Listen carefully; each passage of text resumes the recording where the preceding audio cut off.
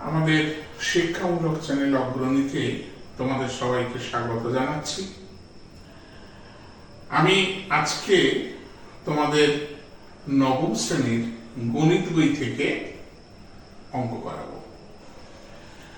নবম শ্রেণীর গণিতে তোমাদের থার্ড সামেটিভে পুরো সামেটিভ 1 এবং সামেটিভ 2 প্লাস থার্ড সামেটিভে যেগুলো বাকি ছিল পুরো টোটালটাই তোমাদের পরীক্ষায় থাকবে, অর্থাৎ পুরো বইটা একরকম ধরতে পারো। তো আমি তোমাদের কতগুলো ভাইটাল জিনিস একটু শেখাবো, যেগুলো খুব ফান্ডামেন্টাল, যেগুলো খুব লাগে, ভীষণ দরকারি, এবং অঙ্ক করতে গিয়ে যেগুলো আমাদের প্রায়শই প্রয়োজন হবে। তো আমি সেই রকম প্রথম তোমাদের শুরু করছি, সেটা হচ্ছে উৎপাদকের বিশ্লেষণ। এখানে 8.1, 8.2, 8.3, 8.4, 8.5 উৎপাদকের উপর এই 5খানা প্রশ্নমালা আছে। তো আমি তোমাদের প্রথমে 8.1 এর উৎপাদকের বিশ্লেষণ থেকে শুরু করছি। এই উৎপাদকটা তোমাদের জন্য জানা এবং শেখার খুব দরকার। আমি বিভিন্ন টাইপের উৎপাদক আছে, সেগুলো তোমাদের শেখানোর চেষ্টা করছি। তোমরা ক্লাসগুলো মন দিয়ে দেখবে, আশা করি দেখলে তোমরা খুব সুন্দরভাবে এই অঙ্কগুলো বুঝতে বা শিখতে পারবে। আমি প্রথমে 8.1 এর কোষে দেখি 8.1 এর অঙ্কগুলো বুঝিয়ে তোমাদের শুরু করছি। দেখো অঙ্কগুলো কিরকম হয়।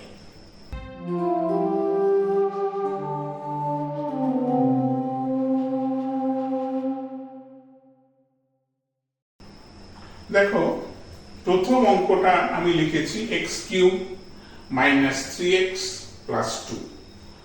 এখানে একটা জিনিস লক্ষ্য করো, কিউবের পরে কিন্তু স্কোয়ার পরপর যে ঘাতটা থাকা উচিত ছিল সেটা কিন্তু নেই।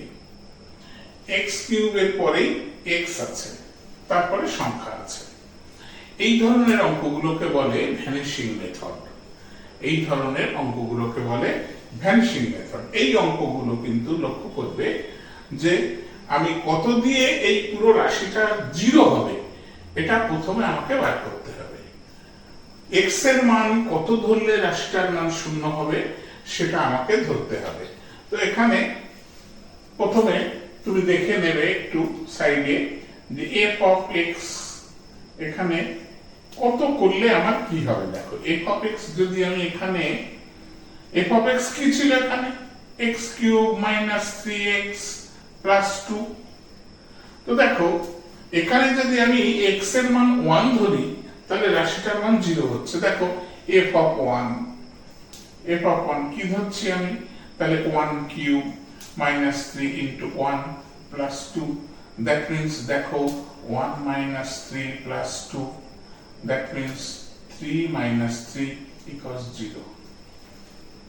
তাহলে এখানে কি দেখছি, x এর মান যদি 1 ধরি তাহলে রাশিটার মান আমি 0 পাবো।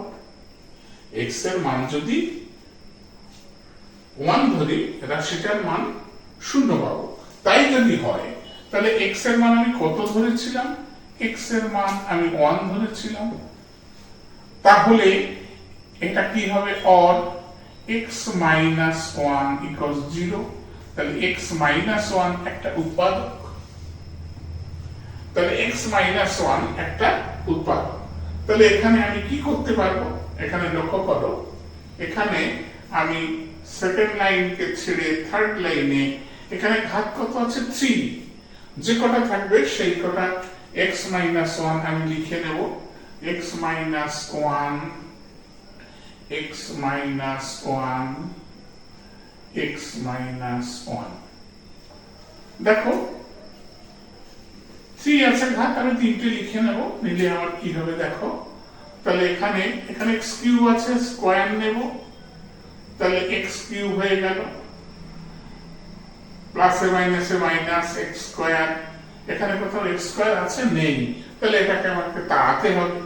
তাহলে দেখো +x নিলাম, তাহলে +x², তাহলে x²টা চলে গেল, রইল না।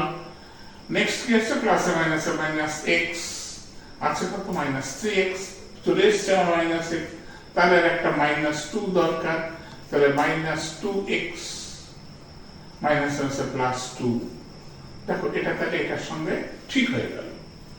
এবার এখান থেকে আমি কি করব, x - 1 আমি কমন নিলাম, নিলে এখান থেকে আমার পড়ে থাকে x², এখান থেকে পড়ে থাকে x, এখান থেকে পড়ে থাকে -2। এটা রইল আমার। এইবার দেখো আমাকে এটা দেখতে হবে, তারপরে এটা রিটার্ন করা যাচ্ছে কি না। একে যদি উৎপাদকে ভাঙা যায়, তোমাদের বোঝানোর জন্য আমি এটা দেখাচ্ছি, একটু দেখো।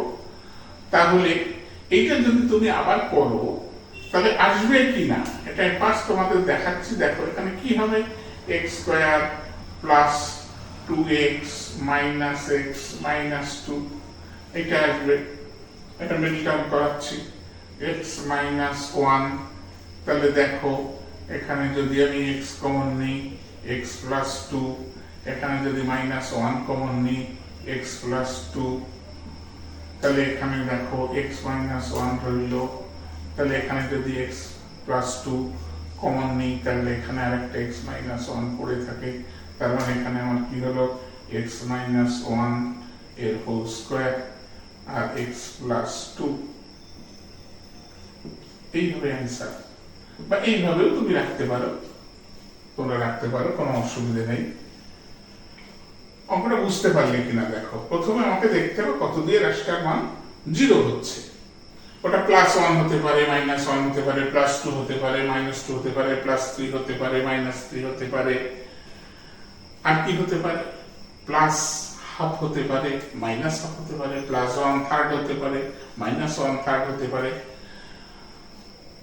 আমরা অভিজ্ঞতার জন্য চট করে বলে দিতে পারি যে এত দিয়ে রাশিটার মান 0 হবে, কিন্তু তোমাদের একটু সময় লাগবে। তোমরা একটু করে করে রাফে দেখে নেবে যে কত দিয়ে রাশিটার মান 0 হচ্ছে। এখানে রাশিটার মান 1 ধরলে 0 হয়েছে, সুতরাং x এর মান 1 ধরে রাশিটা 0 হয়েছে। x - 1 একটা উৎপাদক হচ্ছে এখানে, তাহলে ওই x - 1 কে আমি 3 বার লিখে নিয়েছি, নিয়ে এখান থেকে এটা মিলিয়ে দিয়েছি। তারপরে এজ ইউজুয়াল যে ফ্যাক্টর যেভাবে হয় আমি দেখালাম, নিশ্চয়ই তোমরা বুঝতে পেরেছ। আমি পরের অঙ্কটা করাচ্ছি, দেখো আরো তোমাদের ক্লিয়ার কনসেপ্ট আসবে। নেক্সট 2 নম্বর অঙ্কটা তুলেছি, তোমরা দেখো এই অঙ্কটার মান কত দিয়ে 0 হয়। এখানে f(x) কত পাচ্ছি, দেখো f(x) কত আছে, x³ + 2x + 3, তাই না?